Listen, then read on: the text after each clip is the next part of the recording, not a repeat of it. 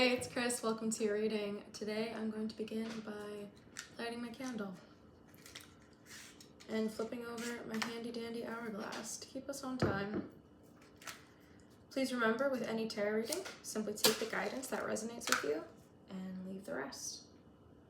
If you ever don't agree with or don't like the outcome of a tarot reading, it is absolutely within your power to change it.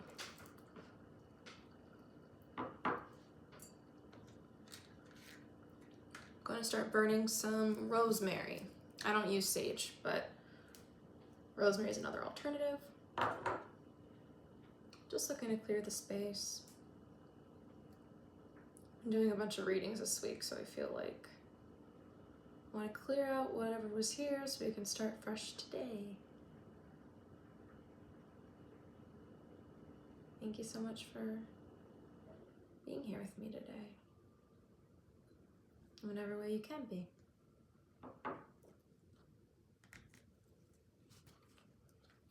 Oof.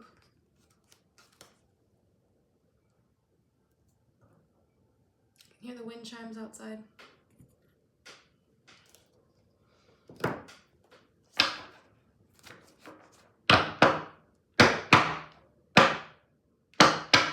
Do you remember that intro song to certain movies? I'm not going to say what company it was. I don't even think it's around anymore. But a lot of movies from like the 90s started out with like that theme song in the intro part.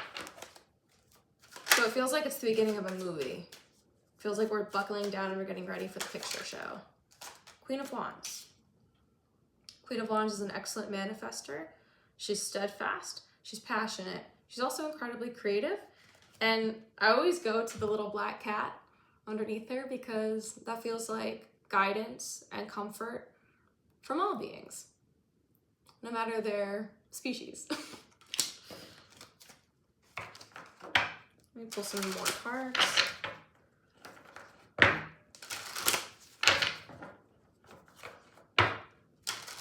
This is going to be a general message, but what do we need to know? What do we need to know? Oh, that's so weird. I just did a reading yesterday and the Chariot also came out in reverse, and I've shuffled this deck a bunch since then. Weird. Okay, that's interesting. Two of Wands. I'm sorry, this is so freaky. Okay, before I started this reading, I also have a Two of Wands in reverse on top of my other deck that I just left out as a guidance for myself before I began this reading. So that's interesting. Okay, I'm gonna shuffle this up a little more because that's freaking me out. Okay. All right. The Chariot in reverse, that feels like stagnancy and wanting to make forward progress, but feeling a bit stuck in the mud. Why is that? Why do we feel stuck?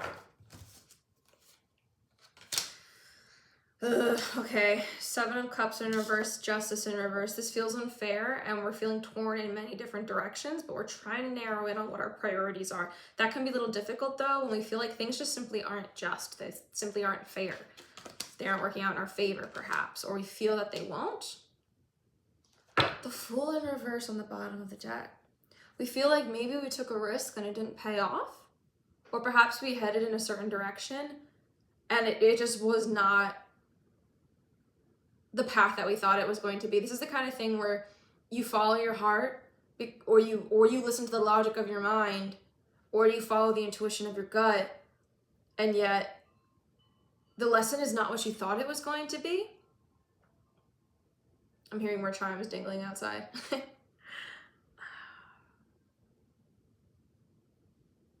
Okay, I'm also looking at, on the Fool, the bottom of the deck energy, I'm also noticing, similar to the little cat companion on the Queen of Wands, we also have the little white dog companion. And underneath that is the Ten of Pentacles in reverse with the two white dogs. Ooh, okay. Why are animals so significant to this reading? Why are they standing out to me so much? Because they see things that we don't see, they hear things that we can't, and they know things that we can only dream of.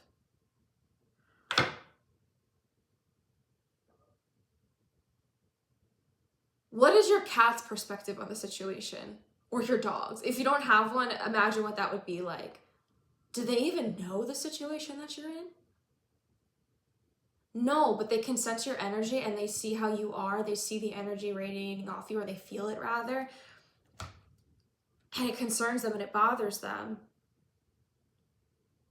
That's so weird. Okay, you know what's interesting to me? It's like we are so bogged down in our like earthly human problems, and we forget that there's like a million different species here who have no idea of what's going on with us, and that their problems and our problems are just completely separate and yet one and the same, because we're all playing the game of survive. Is essentially the game that we play here on Earth, is survive as long as you can, see what happens. I know some people don't like it because like, I don't want to survive, I want to thrive. And it's like, well, you can be a part of, I guess, thriving is surviving the conditions, but to expect yourself to be thriving 100% of the time, I just think isn't realistic to what this game on Earth is. I don't think this game on Earth, and I keep calling it a game, and not to trivialize it or make it seem less important, but to just sort of think about the dynamics at play here. This is like a simulation. This is like your sim character. Your consciousness was beamed into this body, essentially, and you're walking around your environment and you're seeing everything from your point of view. You're being asked to see things not just from other human beings' point of view. That's almost like too limited. This is saying, can you zoom out even further? What is the perspective of a tree on your situation? What is the perspective of a dog on your situation? What is the perspective of a tulip on your situation, of a butterfly, of abstract ideas and concepts? There is no problem. From their perspective, there is no problem. So why are we so bogged down in our own problems? I need to pull some other cards. I'm going to move to the Untamed Elemental Oracle. And it's funny because this deck speaks a lot to nature, the natural world, animals. And for some reason, animals are a big... Animals is just really sticking out to me. You are an animal, don't forget that. And the consciousness of an animal is as profound as your own consciousness. The same thing as animating all of us, essentially, but it came out a little differently. Star, ray of light. I'm smiling because I have the star from another tarot deck up on the wall, actually. Ray of light, star.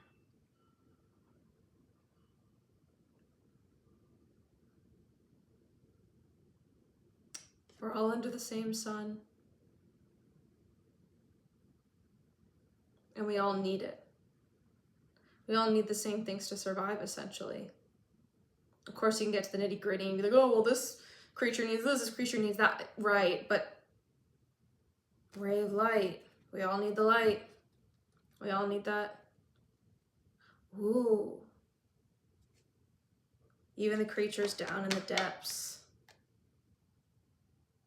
who experience the absence of light, they're still affected by light. It's not, darkness is not a presence, it's just an absence. Darkness is an absence of light, but darkness isn't actually real. Or is it? Just as real as anything else. The star. What is our vision? What is our guiding light?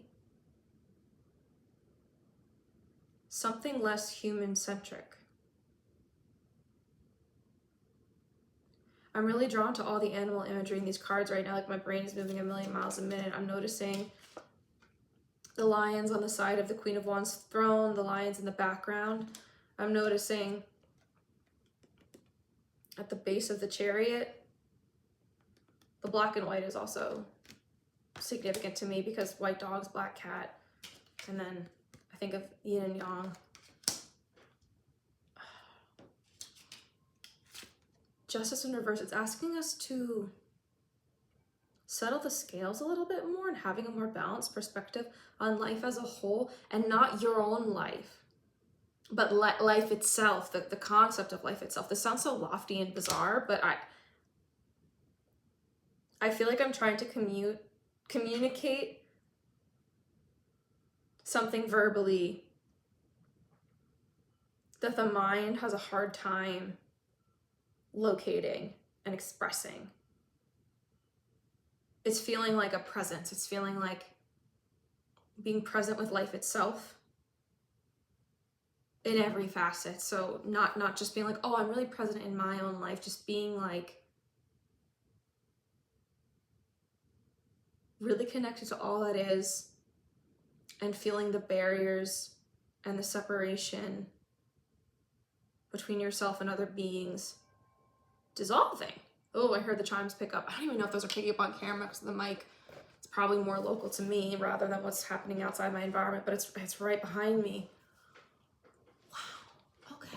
I just felt called to pull my Mookaite crystal. This is calling to me. What do we need to hear? Let me look at a healing message from the Angelic Lightwork Oracle. I'm gonna move some of these cards out of the way so that I can shuffle on up. This is so interesting. I know people tend to like more practical readings, like when's my next relationship coming and what's happening in my career, but I don't know, lately my readings have been really like trying to express really complicated yet very simple spiritual truths that my mind has a hard time understanding because they're not meant to be experienced through the mind or understood through the mind. They're meant to be just witnessed and felt through and experienced. That's all. To me, it's like telling someone about God is not the same thing as feeling one with God. Teaching someone how to surf is not the same as actually surfing or talking about surfing. You know, I always use that metaphor with people where when I talk about enlightenment, where it's like, I believe certain figures who experienced enlightenment came into contact with other beings who were trying to explain something with words that is nearly impossible to translate correctly because words fail. Words are just symbols for ideas and abstract concepts, and we do the best we can with them, but not all languages have the same words for things, and things get lost because of that.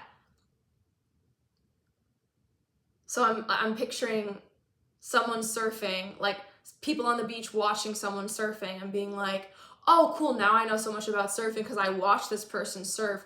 But no, that's not the same thing as actually being one with the ocean, one with the wave. And I'm picturing surfing and the ocean because the ocean feels like just a force to be reckoned with that is larger than us. Ooh. And then the surfing feels like being one with the flow of life, of just being really present with it, with life. Because if you're not, you'll wipe out. But you will wipe out eventually, because I also think enlightenment is not necessarily meant to be a sustained state of consciousness at all times, because we're human. And we came here to be human. What do we need to hear? What do we need to hear? Oh, no, I don't want that many. Just give me one. Just give me one. I have never pulled this card before. It's on the bottom. Beautiful human is on the bottom. You're a beautiful human too. And then soothing mind and spirit. This imagery is really... Whew. Look at that. I don't know if it's going to focus properly. So we see a lotus flower, a beam of light at the top, shooting down, and then this orb around this mass of blue something of energy. Soothing minded spirit. Number 19, if that's significant to you. The violence of the mind can manifest as depression, chronic physical or emotional pain, or psychological demands that we place on ourselves. Such demands may include a need to be perfect or maintain unrealistic standards. There's a difference between spiritually affirming encouragement to grow boldly and the barely concealed violence of self-hate that underlies the belief that one is not enough or deserves to be treated poorly. Acknowledging that you are deserving of love, attention, consistency, respect, and care is a way to soothe the tiring violence of mind and spirit that can wear out the heart. Archangel Raphael brings you a message of an unconditional love destined for you. That love can flourish best, and in so many ways, when it is nurtured within your relationship with yourself. So if Archangel Michael is significant to you, here's a prayer. Archangel Raphael, you now awaken divine healing, inspiration, and renewal within me for the greatest good of all. The sacred breath, the power of fresh air upon which you travel, ushers in a new cycle, clears away the past, and refreshes the heart and mind with optimism. Please hold and protect sacred space where healing shall happen according to divine grace. I open my heart to you, my dear angelic friend. Please empower and bless this sacred work. So be it. Honoring free will, I offer this healing and ask that this energy be sent to wherever it can do the most good. May the energies generated here today bring spiritual benefit to all beings. May any excess energy be sent to where it can do the most good. So be it. Beloved Archangel Raphael, your healing balm and comforting presence are sufficient to renew my spirit and refresh my body and mind.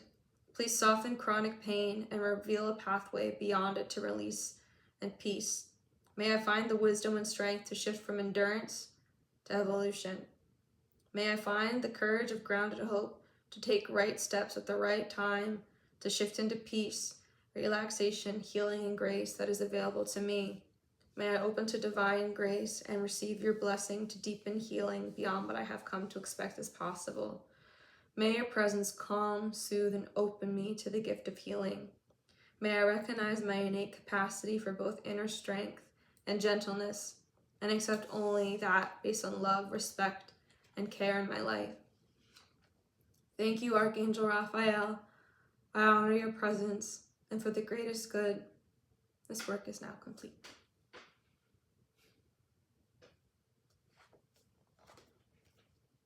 Thank you so much for being here today. Take what resonates, leave the rest. Bye.